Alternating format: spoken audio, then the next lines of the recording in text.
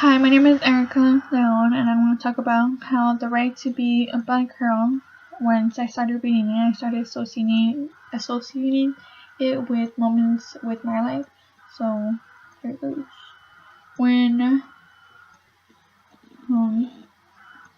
Dahabu Gordon was 13 years old, she had white friends that would remind her that she was above most black kids because she knew how to speak proper English, and how at any point they would call her ghetto because she would raise her voice or express her opinion in a heavy tone.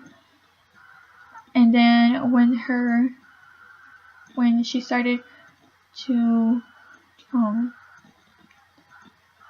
her body started to develop even more, she started to receive more she started to receive comments that were unwanted, especially that kept getting more aggressive towards her.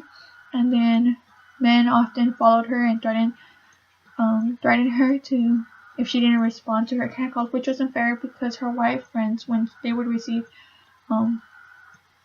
harassment, they wouldn't they would be able to tell them to fuck off. But if she would do that, she would probably get hurt or worse, you know. So there was a double standard between the white girls and black girls when they were being catcalled, because they thought since she was a black girl, she should be grateful that any man was giving her any attention, which isn't true, because she should be the only person to think or know who she should be grateful for, you know. And since people thought that, they would feel insulted whenever she would reject them. You know?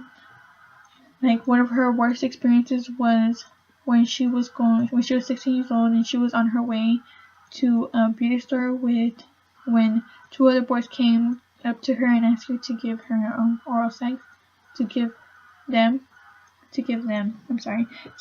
oral sex, and she told them no, but they ended up following her for up to like 10 minutes, asked her why wouldn't she looked like she would be great at it.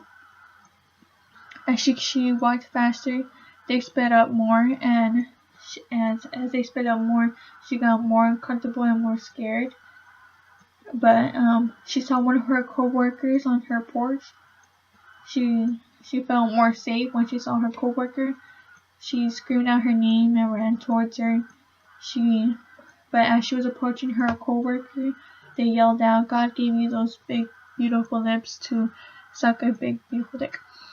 And then at that moment, she realized that it wasn't the clothing she was wearing, because she was wearing a peacoat over a sweater and jeans, I think. So she wasn't wearing anything revealing like short shorts or a mini skirt or a tank top or a crop top, things like that. You know, she wasn't wearing that. She was wearing a sweater and jeans. You know. So she associated that it didn't matter what clothes she had on. It was just that the color of her skin was getting her that sort of harassment, because it wasn't relevant. The clothes she had on wasn't relevant to how she was going to get treated on the street. Then when she went into high school, a pair of white girls mocked her and threw things at her.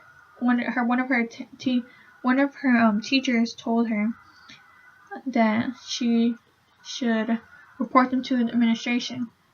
When she told the administration, they asked her, "Well, what did you do to them?"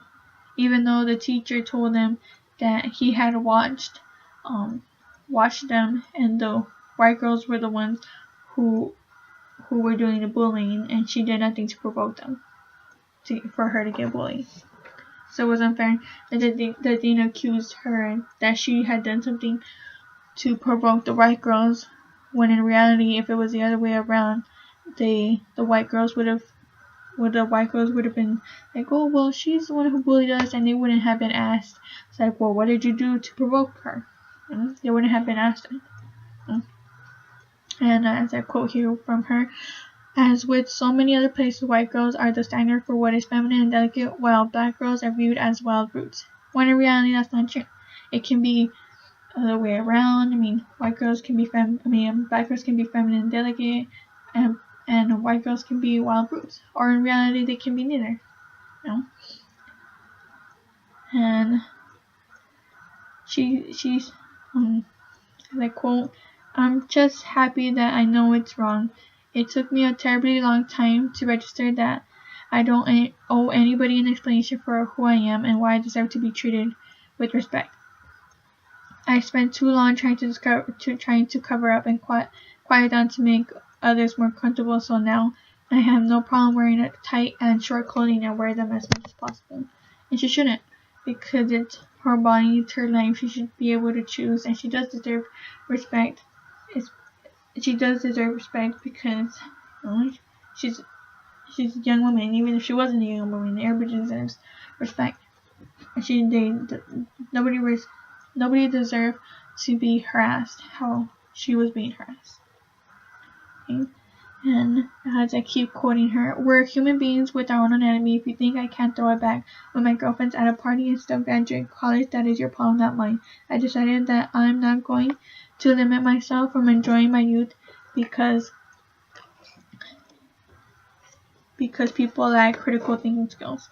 She then talks about how African American girls shouldn't have to cover their bodies and regulate their behavior to be more like white girls, because that's what she did, and that didn't work because she was still getting harassed. And my last quote from her: "That's supposed to be our human right. We're trying to fit into a society that doesn't want to see us thrive, so we might as well say fuck it, be as loud as we want, cry as hard and long as we need to, and dance however we like to deny black girls these things is to deny them room to grow and make mistakes, to strip them of their adolescence." And as I was saying in the beginning, I read this article and it kind of connected me with moments of my life, so here I go. When I started to go to ASU, I thought I walked into a parallel universe, because everywhere I saw it was white girls and white boys, and when I was going to school, the majority of students were Mexican. I'm Mexican, so I was a majority. Now when I go to ASU, I'm a minority. So when I entered in my class, I sometimes would be the only Mexican in the class. It's not that I would be embarrassed. It's not something I wish I would be embarrassed about. But every time I walked into class, I felt that everyone was staring at me, like if I had something in my teeth, But when in reality, maybe or maybe not, all eyes were on me. But every morning I would wake up early in the morning to think real hard what I was going to wear, to make sure that what I was wearing was acceptable and something that would make me feel that I felt in. And I would be jealous to see other people being able to come into class in a huge shirt and yoga pants and their hair looking like a mess, and no one would bat an eye to them or even think that the girl or boy was ghetto or poor. They just didn't feel like getting ready. So one day I came to class in a braid, a shirt, a big shirt, not a fitted shirt, and some yoga pants. When I walked into class, I would see that some would look at me and give me certain looks, as if these were my pajamas or I didn't have no nice clothes, when in reality I just pulled an all-nighter and had no time to get ready. After that day, I felt that I had to dress up with my clothes, and my hair had to be curled. That way, when I went to class, I could feel comfortable. But there are still times that even though I will be dressed up all night, but since the color of my skin isn't white, that I will never be at that level. So I felt that since I was Mexican, I would have to do double work to feel that I was there, that I was I was able to be fitted in that. No. So, I mean, another thing is that my freshman year, I would get Starbucks so that way people wouldn't think that I was poor. So I would get Starbucks every day to class. So now I don't even drink Starbucks because it kind of reminds me, and I kind of realized that I don't need to think about that stuff. I mean, now when I get up in the morning, I dress for myself, you know. So I wear more comfortable clothing that I don't like. If I feel like I'm gonna be uncomfortable, like skirt will be uncomfortable or shirt will be uncomfortable to wear, I don't really wear it. I wear now clothing that I feel looks nice. I feel comfortable in it. Makes me feel good. Makes me feel good, especially.